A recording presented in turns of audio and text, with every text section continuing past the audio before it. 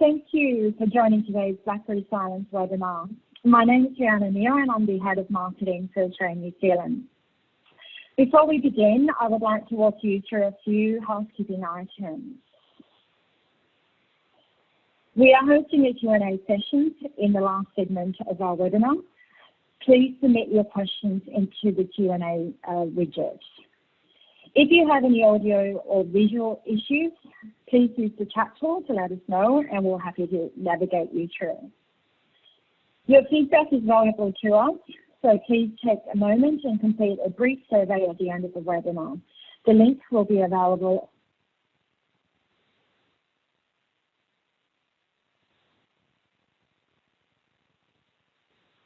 to our host or our speaker for the webinar. Introducing Robert Collins, our Technical Director for ANZ. Rob is actually responsible for has been responsible for the pre-sales system engineering across the team for ANZ. He's been in the industry of cybersecurity and has a wealth of experience for over 15 years. He's also worked as a tier one in various tier one cybersecurity vendors and have headed the IT security and infrastructure for a multinational pharmaceutical company in Singapore. Let's welcome Rob, who will be taking you through our webinar for today. Over to you, Rob. Thanks, Liana. Thanks. We ran this presentation, I think about middle of last year. It's been tidied up a little bit. It's a bit nicer than before, but the situation itself hasn't really changed a whole lot. We still see a lot of customers using legacy antivirus, and we still see a lot of breaches taking place. See, currently around 21% of small, medium businesses are reporting data breaches over the last couple of years, and that's getting larger all the time. We're seeing around about 9 to 10 million new malware variants every month. Now, that's a lot. Imagine if you have to write a signature for 9 million things a month. It's a busy thing to be doing. We also see that 41% of businesses that were hit, it's costing them on average around $50,000 to recover. Now, a simple accounting firm that gets hit with a good sample of ransomware, that the current crop has gone up significantly from the $300-400 they used to be asking for. Now the hackers are aware of how much data they've managed to compromise. They can also upload it to the internet, and typically now the ransomware people are asking for more around the $50,000 mark to even millions of dollars.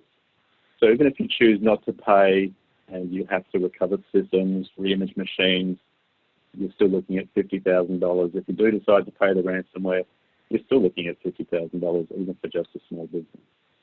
So the current cyber threat landscape hasn't improved, it hasn't really changed a whole lot.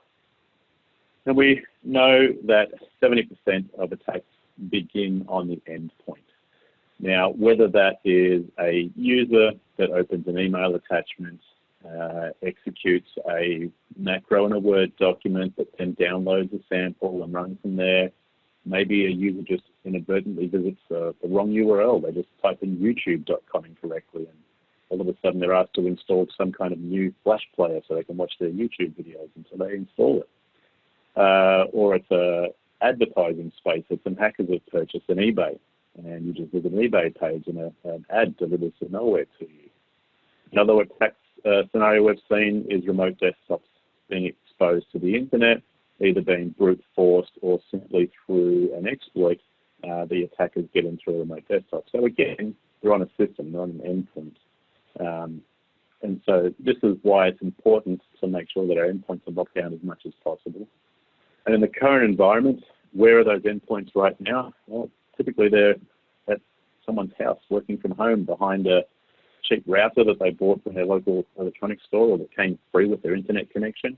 They're not sitting behind your big corporate firewalls anymore. And so our number one thing to check is that if you're still using a signature-based security product, it's time you start to look at reviewing that. Now, why is this a problem? Well, I just mentioned that we're seeing 9 million malware samples a month. Most antivirus solutions are only getting you new signatures once a day, maybe twice a day. They might push an emergency signature if they have to. But ultimately, anything that's signature-based is reactive. The companies need to get a sample of it, analyze it, create a signature, get that signature back to you, and that all takes time. Now, once upon a time, the first person to get attacked, otherwise known as patient zero, might have just been a single machine somewhere. What we see these days, especially with things like WannaCry, is that patient zero can be an entire continent. Most of Europe was affected by WannaCry at about the same time. The hackers have botnets that are capable of pushing out new samples to a lot of computers at once, and they're using what we call server-side polymorphing. So that email attachment that you execute and it runs a macro, every time that runs, it's downloading a fresh, brand new sample. It's not running the same thing over and over again. So again, these signature-based guys really have a hard time keeping up. I'm going to divert a little bit from the deck for a second here to show you some real simple examples from VirusTotal. Now, if you have a login for this like we have, you can actually see what we call the evolution of detection. And this sample here, I think this one's a TrickBot sample. We started off with 9 detections when it was first uploaded to VirusTotal, just 9. And so most of these are all machine learning-based tools, but down here is where we see all of our legacy-based guys, Kaspersky, McAfee, Symantec, Trend Micro, Sophos. All these are the legacy-based tools, signature-based tools that aren't able to detect these types of samples anymore. Now, for reference, the signature set that we have up on, or the tool we have on VirusTotal from Cylance, is actually our very first commercial engine. It's now over 5 years old. So if VirusTotal's reporting Cylance is showing something, that's a real hit for us because that's a 5-year-old version of our product. What we've found is that even something a little newer than our 5-year-old version is still a little too good to put up on VirusTotal. Not everybody has their latest and greatest tool up here. Again, here, another sample. We started off at 15, we eventually got up to 45, we eventually get up towards the 60. So it takes time for these samples to evolve. I've just been told to speak up a little, so I'll do that. Another sample here, currently up to 52 detections, but in its day, it again started off down around the 12 mark. So I see Cylance has found this one okay, but again, all the legacy signature-based tools all down here. Nowherebytes, McAfee, Symantec, Trend. And these weren't cherry-picked samples. These are just ones that I pulled out of the list from today. And even Microsoft tends to be pretty well represented because they have a larger footprint. They tend to see the samples first. But what we do see is that certainly they're not perfect. And we know from our experience with some samples from even last year that even Microsoft still takes time to detect the sample. So what's happening with all of these tools? What's happening over time here? What's going on? Well, you can see from the 27th to the 28th to the 29th to the 30th, the detections have improved. So samples have been uploaded to VirusTotal.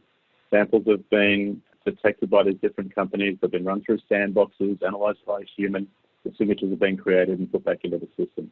So we can see it takes time, and we're looking usually at around 72 hours or so. So that's why signatures are not fabulous. And what we're seeing now is certainly a lot of the companies are augmenting their solutions with additional security tools. What those tools do, however, is add complexity and bog down your systems. The other thing we've seen is that ransomware has been almost treated now as business as usual. People are just expecting to get hit with ransomware, and so they've invested in technologies where they can roll back systems really fast. They've got great backups, they've got offline backups. But if you've accepted that ransomware is a business as usual scenario, then maybe it's time to review your endpoint. Maybe it's time to review that protection that's going on there. I wouldn't accept a single ransomware detection. Yeah, so if you're hit by ransomware and you don't change what you're doing on your endpoint, then it's inevitable you'll get hit again. So if you've been hit once, don't just treat that as business as usual and restore from backups and keep on going. It's really time. It's a wake-up call. So ransomware is not inevitable. It doesn't need to be. accept it as business as usual. We can certainly review what's going on and detect that a little better. Something that I still see a lot of is system scans. Now, what are you doing with a system scan? What's happening is your endpoint antivirus is getting new information every day. It's getting new signatures about things that it's seen out in the wild. What it has to do then on a daily basis is go back and scan the system to see what it missed. In terms of security, but a system scan, scanning every single file on a PC, is a real burden to the end users. They start to schedule breaks around system scans. They might delay them if they've got that power. They'll keep putting them off, and the system scan never gets finished. Will start flagging in your dashboards and other types of tools, and you'll have systems at risk simply because the users either aren't letting them finish, or the users aren't productive because they're starting to schedule their breaks around this. So system scans are not modern tools don't do this anymore. There's no need for it. And so again, if you're finding that your systems are being bogged down or the users are working around system scans, maybe it's time to review what's going on the endpoint. Number 4, your brand new PC still seems slow. We've got all these fabulous new Core i7 machines with 16 gigs of RAM and solid-state drives, and then I put my antivirus on it and I see 17 separate processes running. It doesn't have to be that way. Again, if that's what's going on, you can review this. As I said before, signature-based AV wasn't working, so all of these companies have been layering on more and more and more security services and bogging down the systems. So if your new system seems slow and you're not getting the investment you want, your battery life seems to be dying very quickly because systems are constantly trashing the hard drive and using lots of internet connectivity. Again, there's ways around that. Cylance's machine learning is using a mathematical model on a PC, on a modern PC. We're using roughly 80 megs of RAM and 1% CPU. It doesn't bog the system down anymore. We even have customers, when they uninstall their legacy AV, users have called the help desk and said, thank you, please keep doing whatever you're doing. My system feels amazing now. Number 5, everything's gone to the cloud. So if you're still using on-premise servers for managing your AV, it's probably time to have a look at that. I remember a retail chain last year decided to keep their existing solution, and they had 14 on-premise servers, as opposed to having just one console in a cloud. So they have to manage all those servers the same as anything else. They have to be updated and maintained and rebooted, and the power and the networking and the rack space all required for servers. It just doesn't have to be that way. Management and security from the cloud is pretty much the standard these days. You're spending too much time managing your AV. It really should be an automated, simple process these days. AV should be very much set and forget. You install it and you don't have to worry about signatures being up to date. You don't have to worry about background scans completing. You don't have to worry about processes and systems being bogged down by so many services. You also don't want to be responding to false alarms and alerts and false positives. If you're doing that, then you're not adding any value back to your business. You're not improving the security posture. And it's somebody's boring job is just managing the antivirus. It's much more exciting doing something else like threat hunting. Number 7, responding to false alerts and false alarms. Remember I said that the signature-based technologies, they've been adding more and more and more services over the years. They've added heuristics and intrusion prevention and host-based firewalls and URL reputation and all this other kind of great stuff. But what it's done is it's created then a lot of noise, a lot of false alarms, and you end up responding to a lot of these, having to work out whether it was real or not. Wouldn't it be great if all that stuff just sorted itself out? Number 8, if you're looking at an endpoint detection response solution, not that there's anything wrong with that, but typically this is a solution for a very mature cybersecurity organization. Once you've got everything locked down, you're happy with all your authentication processes, your endpoint's happy, you're comfortable with your gateway security services, mail filtering, web filtering, firewalls and so on, IPS, all of these things that we consider to be the benchmark of good cybersecurity posture. EDR tends to be the next tool that people are looking at. Now, that's because if everything is mature and working and functional, EDR provides you the tools to look deeper in your organization, do threat hunting, have great forensic and response type tools. But if you've still got a substandard endpoint antivirus, and endpoint detection and response isn't going to help you yet. What you'll end up with is a lot of noise. All those false alarms generated from point number 7 will then make their way into the EDR tool, and you'll be trying to respond to all kinds of crazy stuff all the time. Users doing something simple like taking a couple of screenshots might become a flag in an EDR system. You really need to be responding to those at the moment. So the EDR is not a bad thing to be looking at, but it certainly shouldn't be the current thing. And the reason everyone's looking at it now is because it's been positioned as a compensating control for endpoint antivirus. So if you accept that your endpoint antivirus is not very good, then the thinking is that maybe EDR can compensate and help you out there. It doesn't have to be that way. If your endpoint AV is solid and it's not letting things through, then an EDR tool can certainly add a lot of benefit, particularly if it's not generating lots of false alarms and noise. What you're seeing then are the true alerts that come through. So having a solid endpoint antivirus can actually help EDR work better. And Cylance has both the Protect Next Generation AV together with the Optics, which is the endpoint detection and response tool. They've been designed to work together. They've been tested against the MITRE ATT&CK framework with the results due shortly. And so we know it's a solid solution, and that Optics is not responding to a lot of false alarms and noise because the actual Protect component is very solid at its job.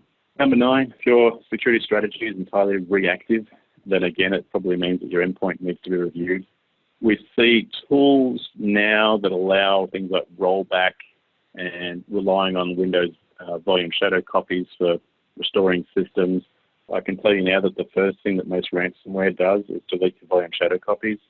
So that then takes that rollback strategy away. It's just the hackers responding to what the market does. But if your strategy is reactive, then it's time to get back on the front foot, get proactive. You don't want to be responding all the time, rebuilding systems, investigating alerts and trying to work out what happened and then roll things back or reimage if needed. So if you're finding your strategy is reactive, it's probably time to get back on the front foot, and you can do that with a solid endpoint. Number 10, we see now, particularly with the Windows world now, Windows 10 is really the only supported operating system that's widely in use now. Most people skipped over Windows 8. I still see, particularly in things like retail, in hospitals, that there's still a lot of Server 2003, 2008, Windows XP, Windows 7. If you're being forced to upgrade your operating system because your antivirus won't go back in time and support that stuff, then potentially that can break business processes. The reason those old operating systems are still around is because they might be tied to a machine that makes a widget, and you can't upgrade anything until you upgrade the entire machine. Or in a hospital situation, you can upgrade your fleet from 7 to 10, but at what cost? That might be the same price as a shiny new X-ray machine. So yes, we understand that having a modern operating system is important, but if you're finding that you're being forced to do that because you're stuck with an AV solution that won't go back in time, it's probably time to have a look at what the market's offering. So we know at Cylance we can go all the way back to Windows XP, Server 2003. We support 32-bit operating systems, and we plan to keep that support going for as long as we can, including operating a long-term support build of our product to maintain support for those old systems going forward. So that's the 10 signs. I was always able to come up with more than that, but I thought always 10 was enough. Which makes a compelling enough presentation. So what does Cylance offer in this space? What we tend to find is that because we're a AI-based tool, what we're trying to do is reduce the time to prevention and automate processes as much as possible. So the Cylance Next Gen Antivirus has a machine learning engine which is 99.8% effective, and it operates within 50 milliseconds. It auto-quarantines anything that it deems malicious. So it's incredibly automated. It's also a prevention tool. We're not detecting and responding anymore. We're making sure that things are blocked up front. The 1% that then gets through to that next level might hit the Cylance Optics EDR, but it's only 1%. It's not 50%. So it's a lot quieter, still semi-automated, and the time to detect is still within seconds rather than days. So because of that, cost-wise, the more you can automate and the faster you can prevent, you can see that the more money that can be saved. So when we talk about prevention, Cylance Protect, with its machine learning-based engine, we've essentially trained it to recognize what malware looks like as a static file. So we're looking at the DNA of the samples.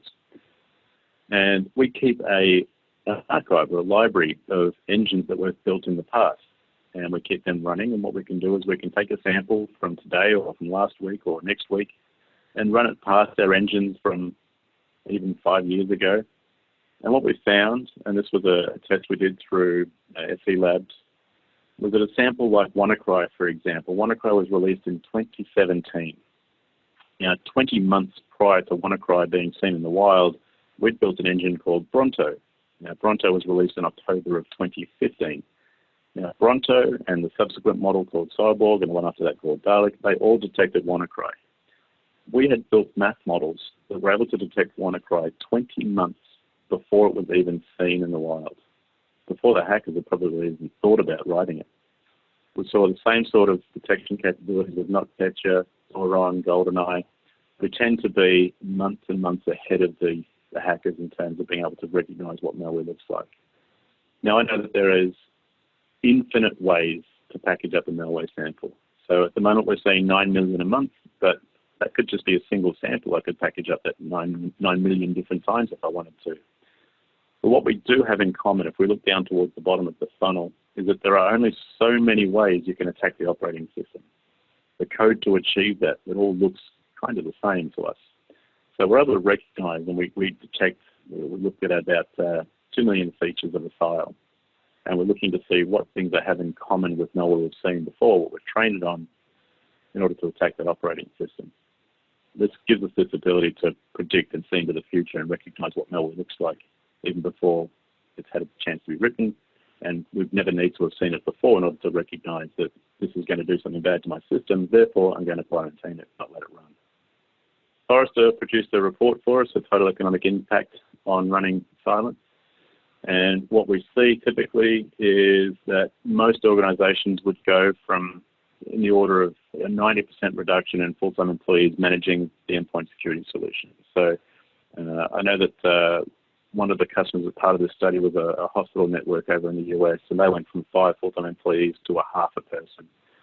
Now, they didn't get rid of anybody, but what it means now is they've got 4 people dedicated to proactive threat hunting, proactive security. They're doing more interesting things, and they're actually adding value back into the organizations rather than just managing a tool.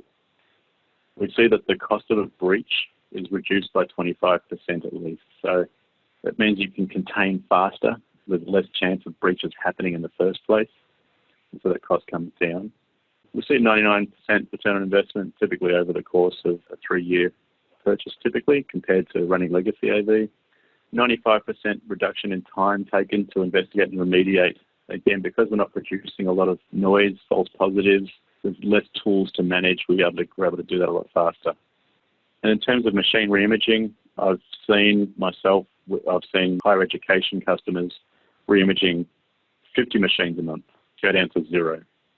Reimaging computers is boring. Again, it doesn't add any value to anybody, but it's a common remediation technique. Malware gets onto a machine. Now, some tools have a rollback capability, but honestly, I wouldn't trust anything where malware has already had a chance to run. And so reimaging is the usual solution for that. So if you can reduce the amount of reimaging you're doing, you can save a lot of time and admin time. Don't forget the users without their machine the whole time it's being reimaged as well. So it costs both the admin time and the user time.